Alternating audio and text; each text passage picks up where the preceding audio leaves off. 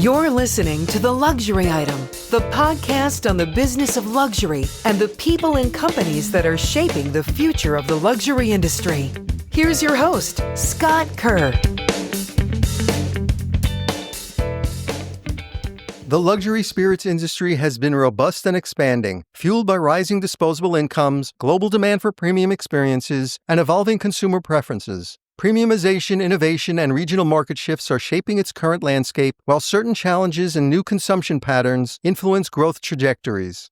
My guest on The Luxury Item is Julie Bramham, Managing Director of the Diageo Luxury Group, where she oversees ultra-high net worth private client sales, luxury commercial teams, innovation, and cultural partnerships for the beverage and spirits giant. Some of the premium and luxury spirits brands in her portfolio include Johnnie Walker, Don Julio and Casamigos tequilas, Bora and Port Ellen Scotch whiskies, and others. Having spent more than 2 decades at Diageo, Julie is an accomplished leader and board member with a proven record in delivering transformational growth strategies and building brands across global markets. Her roles have included serving as Global Brand Director for Johnnie Walker, where she launched the latest chapter of the iconic Johnnie Walker Keep Walking campaign, and Chief Marketing Officer in India, where she led the growth of Diageo's Scotch portfolio and building of the reputation of the wider industry in a business-critical market.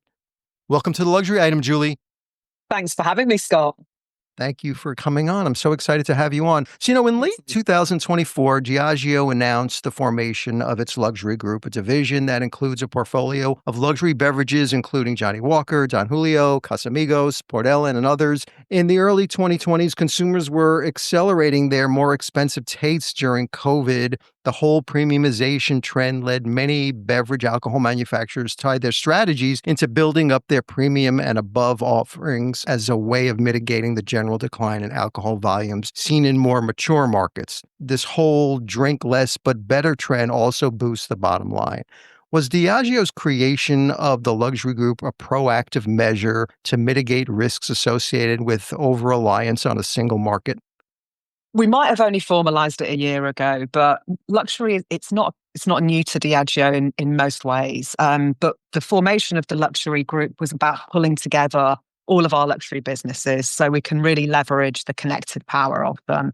So the Diageo Luxury Group, it's a consolidation of our luxury brand homes, our luxury private client business, premium brand innovation, strategy and effort, and also the expert craftspeople behind all of this. So essentially, Scott, what we've done is we've put our most precious assets together under one umbrella, under one strategy, which is really going to allow us to focus on accelerating growth in the luxury segments. So as you know, we've got a really wide portfolio, but our focus for luxury is predominantly Scotch, tequila and rum. And within these, we've got brands that are like centuries old, actually, and really rich in heritage.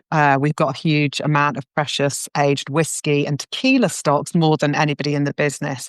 And we really want to make sure that we're deploying and allocating that against the biggest opportunities. So bringing it together into one luxury group is allowing us to build for the future. And that's kind of in our DNA as a company. And if I may, let me talk a little bit about some of the stories behind our founders. And so a couple of our biggest priority brands, Johnnie Walker and Don Julio, have great founder-led stories. The Johnnie Walker story starts with the death of John Walker's father, who was a farmer. And that led to John Walker selling off the family farm. He opened a grocery store in Kilmarnock where he started blending teas and quickly moved on to blending whiskey. He spotted the opportunity to play with flavour and to build a brand before brands really existed at any scale. So he sort of believed what he was doing and the quality of his product. And that led to a business that grew and grew. And you know, the rest is history, became the biggest and most famous whiskey brand in the world. And about a century later, on the other side of the globe, in the highlands of Jalisco, Don Julio Gonzalez was a local farmer also, who started from very little, but had the self-belief. And he was a real visionary to start his own tequila distillery in 1942, which eventually became the Don Julio brand. So these are two of our bigger brands in luxury. And so where I started from to say, we've kind of been doing luxury in pockets for quite a long time. We've got these founder-led stories that are such an incredible platform for us to build from. And along with the creation of the luxury division, you were appointed to lead it and chart its strategy. You were formerly the global brand director of Johnnie Walker, which you were just talking about. Johnnie Walker's success can really be boiled down to the consistency of its message. The brand has been running the same iconic platform, Keep Walking, since 1999. The message embodies progress, perseverance, and the spirit of moving forward. Aside from the now iconic slogan and marked a modern evolution for the striding man logo, it built a powerful emotional connection with a new generation of whiskey drinkers. At the time, what were your consumer insights showing that spawned the brand idea around personal progress? Look, first of all, I should say what a privilege it is to sort of work on Johnnie Walker and to lead it at points, in my time at Diageo. And I've worked on the brand in various different capacities over the years. And I think I've inherited something that's so powerful because, as you say, it's an incredible brand with an ethos that really stands the test of time. So the idea of progress is a basic human motivation, right? And to be able to build, it's far more than an advertising line. It's a brand idea of keep walking at the center of the brand means that we've got this incredible platform to work from. And it tallies back nicely to what we spoke about a few moments ago. So the sort of DNA of the brand, Johnnie Walker, and how progressive John Walker was in building his business, in passing it down to his sons, who took the brand all around the world, which is now sold in 180 markets all around the world. So this idea of keep walking as an enduring sort of ethos and philosophy for Johnnie Walker is just so powerful, but so simple and so relevant. And it's exciting today. And by the way, I can't take any credit for the creation of Keep Walking. It was created back in 1998, actually, but launched to the world in 99. And it has become one of the key brand assets for Johnnie Walker. I can't blame it myself. I'm lucky to have worked on it over that time. But it does guide how we show up as a brand. It does guide the decisions that we make. And we're lucky to have people like Dr. Emma Walker, who I know I'm just so sure we're going to talk about Emma as we go through this podcast, but Dr. Emma Walker as our master blender now, because she is very much the embodiment of progress and progressive thinking as well. So it guides everything that we do on the brand, from the advertising line, but perhaps more importantly, to what we do and how we develop the brand and how we innovate and our tone of voice. So very powerful. So how has the idea of Keep Walking progressed over time so it's culturally relevant and resonates with current consumer attitudes? That's a really important question. So whilst the idea of progress is an enduring brand idea, for the reasons we spoke about, it's a basic human need and motivation. How we brought it to life has evolved over that 25 years. I'd say when we started with Keep Walking, it was very much about personal progress. And it was probably brought to life in a slightly singular, maybe a bit innate masculine way. Whereas now, as we bring Keep Walking to life, it's much more collective, it's more inclusive, it's more experiential. So the idea of progress being constant, but how it's brought to life, evolving over those 25 years has been, great to see and great to be part of. And Johnnie Walker brand is a core focus for the new luxury division. It remains the world's best-selling Scotch whiskey thanks to diversified markets, strong brand equity, and continued innovation. Everything points to the brand being well-positioned for long-term growth. However, spirit makers like your parent company, Diageo, globally have been facing regional and economic challenges as high interest rates and inflation have hit consumers' wallets, shift towards more health-conscious choices, the emergence of weight-lossing drugs like Ozempic, and of course, tariffs in the United States. You're a veteran of the industry and have been with Diageo for more than 2 decades. What is your personal assessment of the state of the global drinks industry, and where do you see the growth opportunities through all these headwinds? Yeah, I think that's a great question and a great discussion for us to have. Firstly, I'd say it's really important to say we operate in the category of socializing, which is ever present across the cultures, across all of the markets that we operate in, and will continue to do so. But there is no doubt that socializing is changing. It's becoming more experience-led, much more fluid, actually, in time and in place. But as a business, we spend a lot of time looking at trends, understanding the people who engage with our brands, our consumers, in order that we can adapt and in order that our brands can stand and lead the way. So that's kind of just a thought on socializing as an enduring pattern of human behavior that we don't think is going to change. Then when we think about what it means for us in the drinks industry, I mean, we take a long range view of growth, and we believe in the long-term fundamentals of the industry. And for my part of that in luxury, we play a really important role in shaping trends for the spirits industry. You know, if you think about it, we can play with like high hand touch experiences. We can play, at relatively small scale with different experiences, personalization that we then can scale throughout our brands and throughout the business. And a couple of the things that we are playing with, experience and personalization, very big growing trend areas. And we're really leaning into this in lots of different ways, whether that's from experiences at our brand homes to personalized bottling, making sure that we're telling personalized storytelling through craft, which our brands have got in spades, but also bringing to life the real people who are making our brands, many of who have been doing so for decades. We've already mentioned Dr. Emma Walker on Johnnie Walker. She's not related to the Walker family, believe it or not. Through to people like Lorena Vasquez, who's the master distiller of Zacapa, who has been making brands Zacapa for over 40 years. We've got these people and brands that are so skilled that they can carry the history of our brands forward. And then, like, keeping going about, to your question around consumers and where we're heading, there's definitely been a shift in luxury over the last decade. And we're seeing younger consumers of legal purchase age and above really engaging more with luxury. So you might be surprised to hear that the average age of a Johnnie Walker Blue Label drinker is typically younger than that of a Black Label drinker in most markets around the world. So we are seeing younger, more diverse people come in and enjoy our brands at the higher price marks.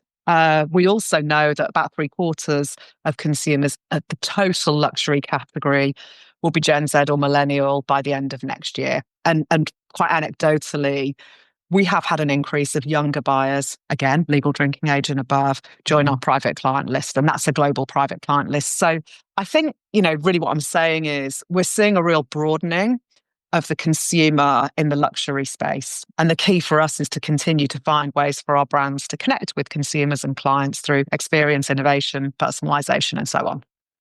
And this whole idea of exploration drove most of the growth in spirits in the last decade, a trend that was amplified during the pandemic as disposable income stacked up when people were unable to travel or go out. It fueled the genesis and growth of hundreds of new brands, many in the luxury tier or boosted by a celebrity endorsement. But as restrictions eased and inflation ballooned, the trend began to ebb. And some of the recent data shows consumers have been less inclined to take a chance on an expensive product and more apt to return to everyday affordable standbys. How do you weather this whole trade down risk? Yeah, it's such an interesting time, a fascinating decade in the world of luxury to watch how the category has evolved through quite extraordinary times. Look, first of all, I'd say there has been a slowdown in broader luxury.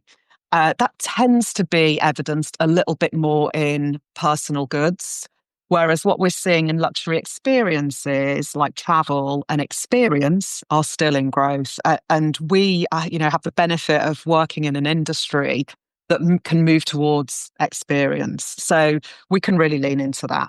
I would also say we do see real resilience at the top end of the category and had some amazing success on some high-end Scotch and tequila sales recently. So absolutely, there is a slowdown in broader luxury, but we do see opportunity through the continued buoyancy of experience.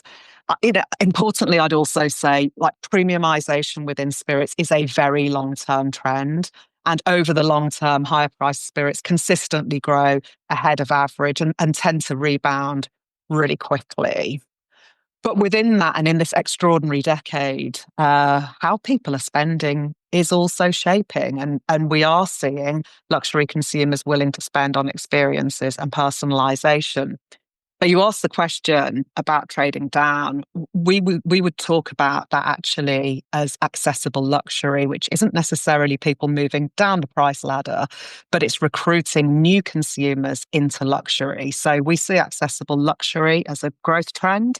That could be, some people may enjoy a weekend at the Connaught, but for others, enjoying a martini handcrafted by Ago Perone at the bar at the Connaught, that might be their luxury experience. It's an accessible way to enjoy luxury. It could be a Don Julio 1942 mini or a perfectly crafted whiskey sour experience at the Johnnie Walker experience, but it is stretching up.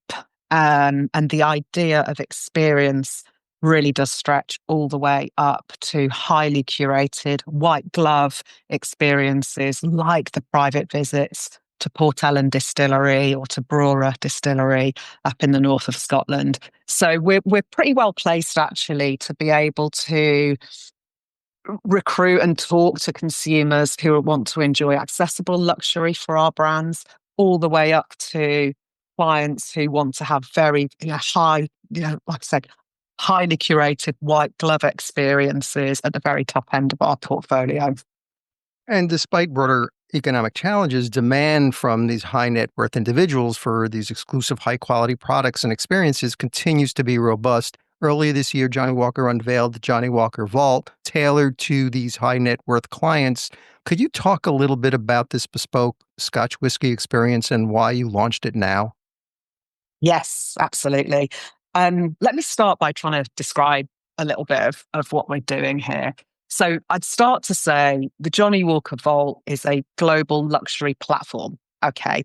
And it's about uniting bespoke blending, collaborations, culture and icons and experiences. So first off, the Vault is a platform, not only a physical space, but it actually is a physical space as well as part of that platform. And the story goes as follows. We opened the Johnnie Walker experience just over 4 years ago, but actually we've been working on it for, 5 years prior to that. And finding the right location and building for the Johnnie Walker experience, as you can imagine, took us some time. And when we found the building that we're in on Princes Street, we started to look at the lease and we found that it used to be a bank. And the vault underneath the building was still in perfect condition. So when it was a bank vault, this was used to house people's most valued, precious belongings. And so we should use it to house our most valued and precious belongings. And so we decided, kind of almost a decade ago, that we wanted to build our own vault to house our incredible Scotch inventory from across our distillery footprint. And that would be the over 30 distilleries that we own across Scotland. So it's a physical space in what used to be a former bank vault.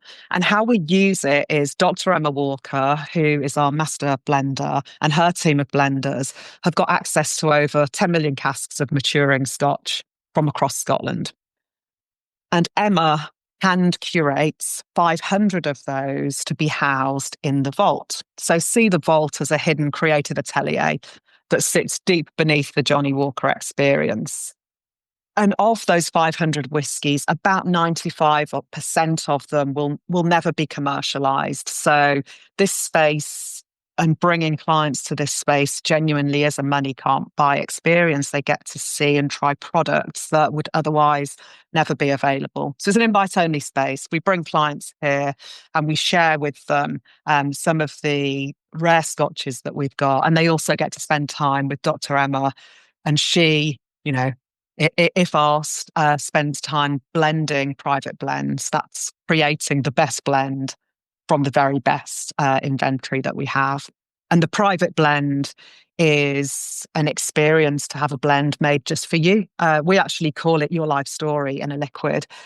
We accompany that with other sort of money can't buy and luxury elements, such as staying overnight and enjoying the fabulous Gleneagles, along with a visit to the Diageo archives, where you can see the rich history of some of our brands. And then guests get presented with their blend in a crystal decanter handcrafted by Baccarat. So that is, at the very highest end, the white glove experience that we've created from a platform called the Vault, and the magic happens in the Vault. But beyond private blending, we actually want to use it as a platform to create an opportunity for these, incredible whiskies that people can enjoy, even if they can't come and travel and spend time in Edinburgh.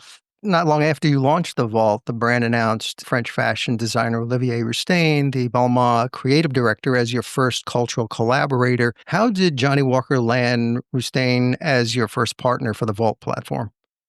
I was deeply involved in these conversations, and I'm so thrilled that we got to work with Olivier. He is fantastic.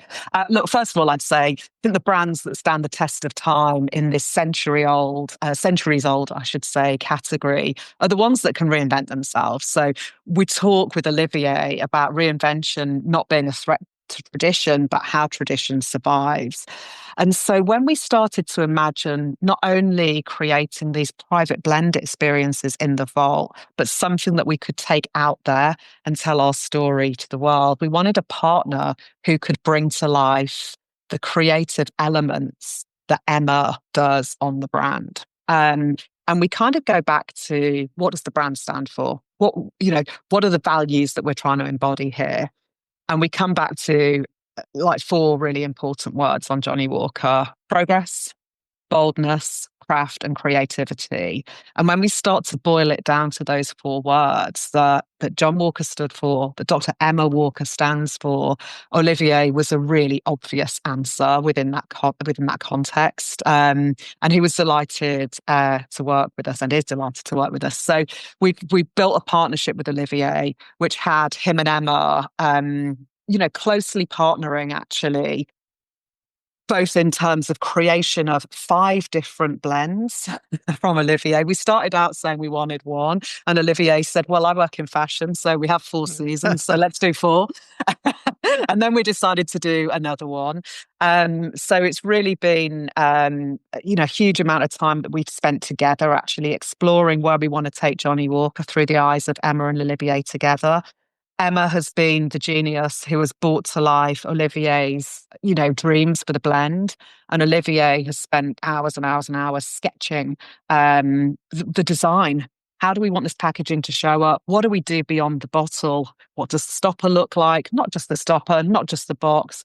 What's the trunk that it comes in? What would retail space look like? How do we want to build and package accessories that could go alongside the blend? So he has been an incredible partner and really helped us to reimagine how Johnnie Walker can play in luxury. And so we've just launched, we launched the 4 seasons earlier this year, and we've just launched earlier this month Couture Blend, where we've got a luxury retail Vault boutique at Harrods currently live in London. And later on this month, we are also launching out in Singapore. So wonderful, wonderful to see a collaboration operate at the level of culture, but also at the level of product innovation and excellence through liquid, through pack, through retail experience. How often are you going to do these Vault collaborations? So the Vault will be a permanent sort of range, if you like, and then we'll build in collaborations for a couple of years, let's say. So expect to see some work with us over the next year on where we go from here. Are these with other artists? Are you moving beyond fashion collaborations? I don't want to say too much, but what I will say is we've greatly enjoyed, and we're seeing a lot of value in working in fashion because of the clear synergies for all of the reasons I've spoken about. And as we work through collab sort of selection and who are the creative geniuses that we want to work with, we come back to those 4 words: progress, boldness, craft, and creativity. So watch this space and you'll see where we go from here. So where do you see the untapped growth opportunities with these high value audiences? I think there's a huge amount of growth to be had. We are, through things like the Couture Blend, we're recruiting new audiences into Johnnie Walker who are currently fans of Olivier, and his fashion. It could be people who just hadn't thought of Scotch in quite that way before. So huge opportunity for growth by bringing new people into the brand for sure. Johnnie Walker also teamed up on a brand partnership with Grammy-winning pop star Sabrina Carpenter, centered around her new album, Man's Best Friend. Last year, you partnered with Netflix on a limited edition Johnnie Walker Black Label bottles featuring Squid Game branding. Will these type of cultural collaborations be essential strategic levers for Johnnie Walker's growth and relevance moving forward? Yeah, I mean, look, first of all, I love both of the examples you've just given.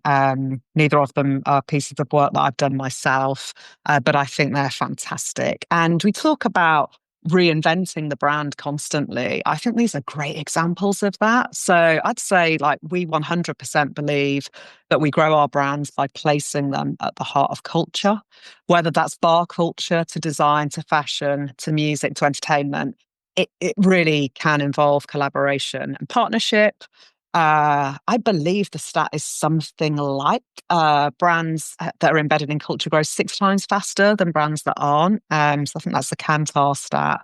So it's really important that we put culture at the center of our brand effort. And look, we talked a bit earlier about it. Like, continuing to stay relevant while staying true to our heritage, to our authenticity is really, really important on Walker. And we do that via values and the matching of values to collaborators. And I think Sabrina's a great example. You know, she has a very clear view in the world of bold creativity. She stands for progress. She stands for self-expression and empowerment. So that partnership is all about working with progressive voices to tell stories of progress. So it all comes back to progress at the end of the day.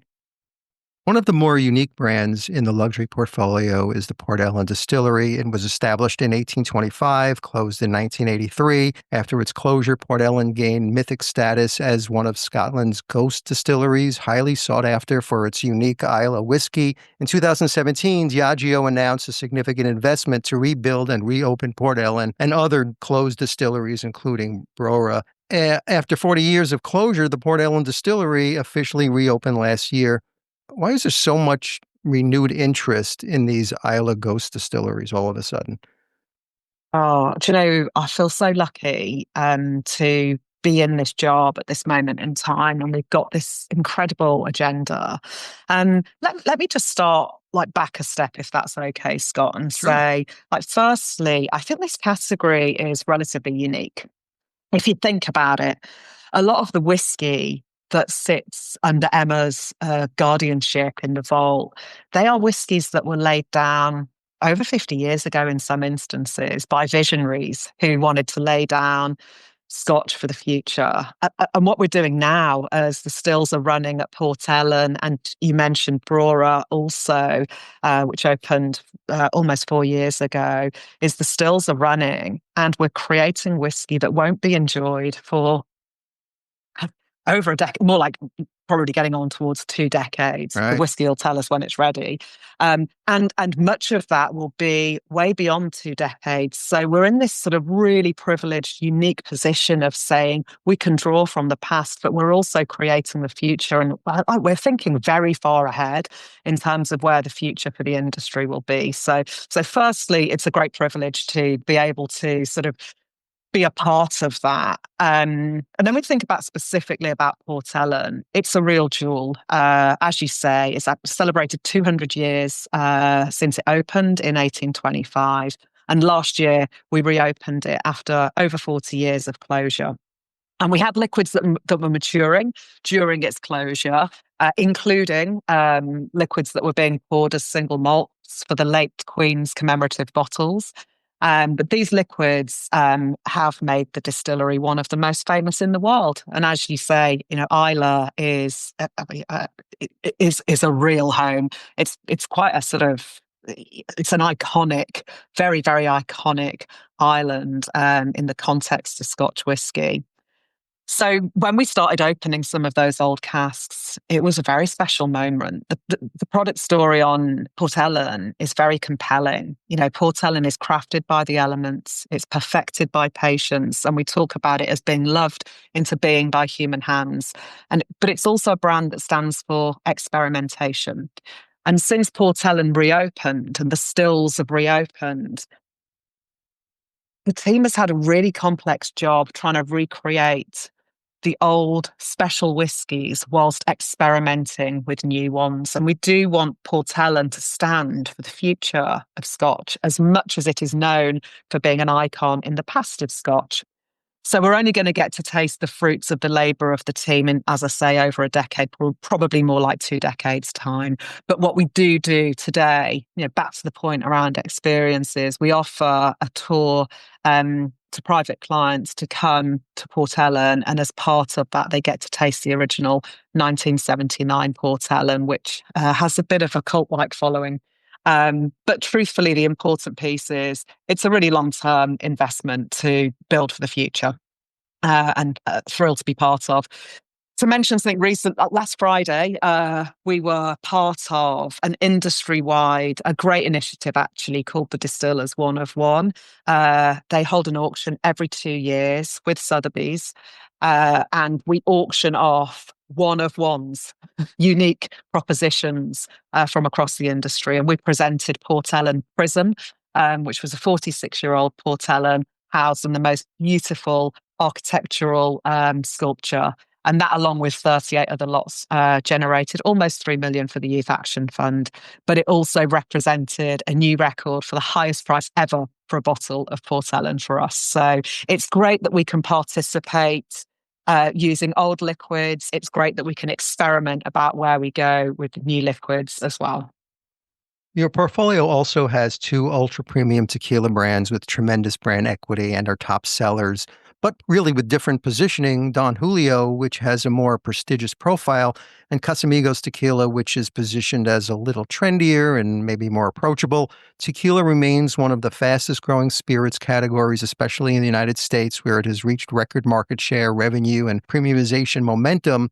Don Julio has shown remarkable growth, while Casamigos has slowed in recent years after robust growth during COVID. What will define the next phase of growth of these 2 ultra-premium tequilas with contrasting trajectories? I share your enthusiasm and excitement about tequila as a category, the growth we're seeing, and where it's going to go. I mean, I'd start again by saying, craft of tequila begins in the fields of Jalisco, where, the blue Weber agave grows under the Mexican sun. Each agave plant would take between 6 to 10 years to mature. The piña that stores the sugar is what becomes one day tequila. So it's kind of, again, it's not just made, it's cultivated, it's guided, it's really loved into being, a little bit like how we spoke about Port Ellen a few minutes ago. And as you say, tequila is fastest growing core spirits category, very well positioned in terms of many of the trends. So things like exploration, like the growth in cocktails, growth in luxury, growth in enjoying spirits with food. It's hugely versatile, and it offers loads of different experiences for people to enjoy across that, that changing socializing moment and how people are spending their time. So I think tequila is primed for a really exciting decade ahead of it. Look, we're going to keep going. We're going to keep collaborating. We're going to keep doing great work with cultural icons and in culturally important moments, from things like Peggy Gou to, we announced earlier this year, partnership with the World Cup coming next summer. So we'll make sure that tequila is at the heart of the big socializing moments of today. I think we should also think about Don Julio just like we do about Scotch. It's real craft. It's got real tradition behind it. And our job is respecting the craft and the tradition and experimenting and exploring to create the future. And we'll do that in a variety of different ways, through great drinks programs, through great collaboration, to product innovation. So very exciting category and much more to come. Well, what's going to be key here is going to be brand storytelling at the end of the day. It's really central to the success of ultra-premium spirits, especially as consumers' tastes have shifted toward experience, authenticity, and emotional connection over mere product attributes and celebrity appeal.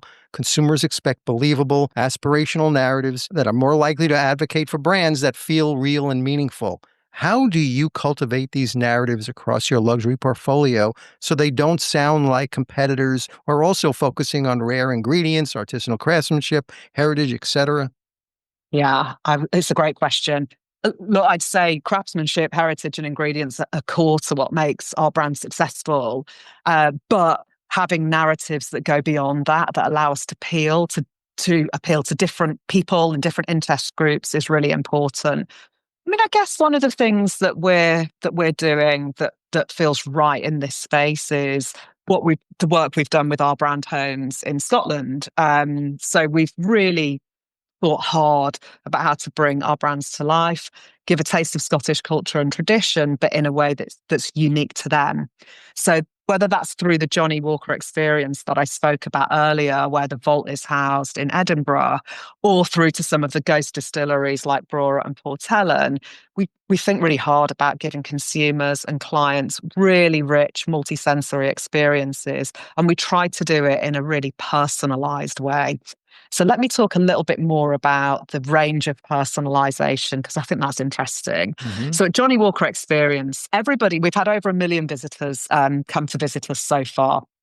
And every visitor starts the tour by taking part in what we call the What's Your Whisky platform, asks them a series of simple questions that they can engage with, and that helps them to understand their flavour preferences. When they then go, so we give them a wristband of a different colour, basically. Then they go on the tour. We tailor the drinks that they try on the tour based on their flavour preference. So rather than them going through, lots of different, don't like that, not sure about that, because of how it's mixed, what we actually are able to do live and in the tour is give them personalised drink recommendations, and they get to try some of them. So that's a kind of table stakes for us as people come and enter the Journey of Flavour tour at Johnnie Walker Experience. And I should say, as part of that, we get a lot of non-whiskey drinkers. We built the tour around people who don't drink whiskey as much as people who do drink whiskey, because a lot of whiskey experiences are quite heavy, actually, and really tailored towards whiskey aficionados. Whereas we wanted on Johnnie Walker to be able to talk to a really broad segment of consumers who engage with the brand, but didn't necessarily know much about how to drink it. So that's personalization at one level. But then we go all the way up to personalization of a private client experience at one of our private client homes, like Brora or Portellen, which is white glove. That will be a highly curated visit. We'll have been working with the client for months before they arrive on their flavour preferences, what they'd like to eat, how they'd like to be entertained, where they're going to stay, etc. So we're kind of spanning, but I think at the centre of it, I would say experience is critical. That's allowing us to build storytelling that goes beyond craftsmanship, heritage, and ingredients. But of course, they are part of the story that they really have to be. How are you telling these stories through digital marketing channels? Yeah. Look, I think it's firstly digital and social is completely essential. And bite-sized storytelling is also, we're in a very different moment of how we can tell stories from our brands. And it's an exciting moment, actually. It's certainly very different to when I started out in the business over 25 years ago, where our focus was on 60-second TV ads. We're very much in a different moment, which is super because it gives us lots of different opportunities to create different touch points for our brands. So, like I say, the table stakes is people do expect a seamless blend of personalized physical and digital experiences.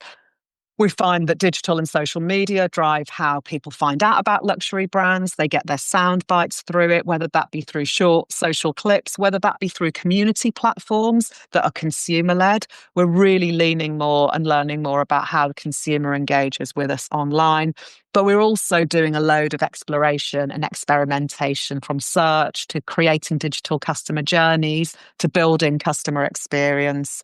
I spoke about What's Your Whisky when people enter Johnnie Walker Experience. We've also got a similar tool on What's Your Tequila, but we also have a CRM for our private clients that allows us to interact with clients all around the world, allows us to stay connected with clients all around the world and build highly personalized relationships. And that then helps us to develop products to their preferences, but also tailor what we offer for them. So I think this is an incredibly exciting moment to be a marketeer, with the number of different touch points that we can create for people to interact with our brands and for our direct clients. So I love the sort of opportunity, the sophistication, the complexity that we've got, at the moment through digital democratization. It seems Diageo's luxury group has made packaging central to its premiumization strategy by prioritizing sustainability, design innovation, personalization, as you're talking about, and enhanced consumer experiences. For instance, Johnnie Walker Blue Label Ultra pioneered the world's lightest glass whiskey bottle, weighing only 180 grams. There have also been patented bottle shapes, intricate embossing, and collaborations with renowned designers. What's Diageo's ambition with its packaging innovation strategy? Look, in terms of luxury packaging, we spend a lot of time working through a number of different aspects that we believe are going to help us to be successful with the consumer, from personalization to sustainability to beautifully crafted design. I think, we've talked a lot on this podcast about the craftsmanship that goes into blending and Scotch and tequila, whiskey and tequila creation. And I think, our objectives are to match the quality of the pack to the exception and care and crafting in our liquids. So it's as important that we put that level of craft into how it's packaged. I'd also say category semiotic cues are important, but we don't want to slavishly look like everyone else. So we are pioneering and experimental. Johnnie Walker Ultralight did challenge the idea that luxury means heavy. And it took 5 years of experimenting to create what's first of its kind innovation. The glass is so lightweighted that it cannot stand on a base. It's hand blown into a teardrop shape and then stands in a cradle. So that's an example of us really pushing the boundaries and being pioneering.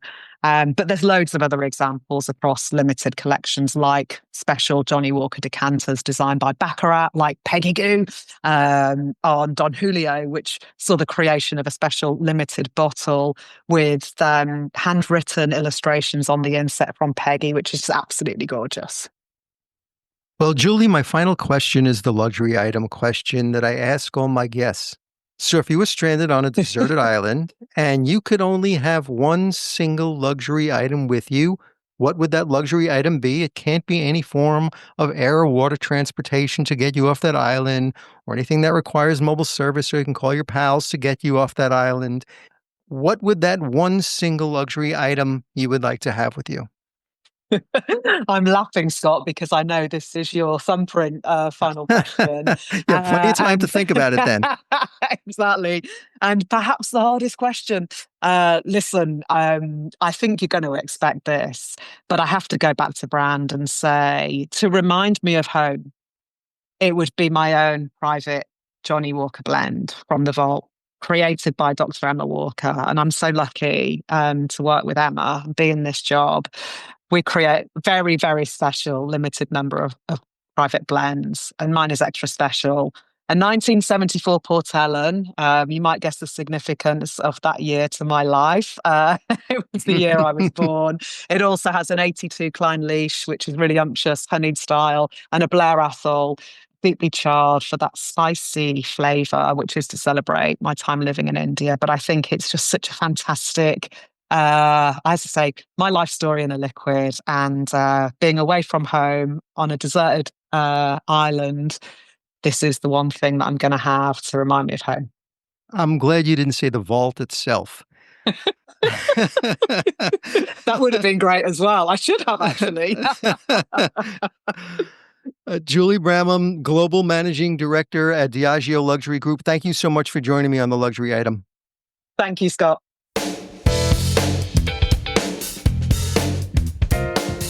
That's it for this episode of the Luxury Item Podcast. Thank you so much for listening. If you found this useful and entertaining, I would be really grateful if you can share it with a friend or colleague. I would love it if you subscribe so you never miss an episode. And while you're there, be sure to rate and review us on Apple Podcasts. It really helps other listeners find us. The Luxury Item Podcast is a production of Silvertone Consulting, I'm your host, Scott Kerr. Until next time.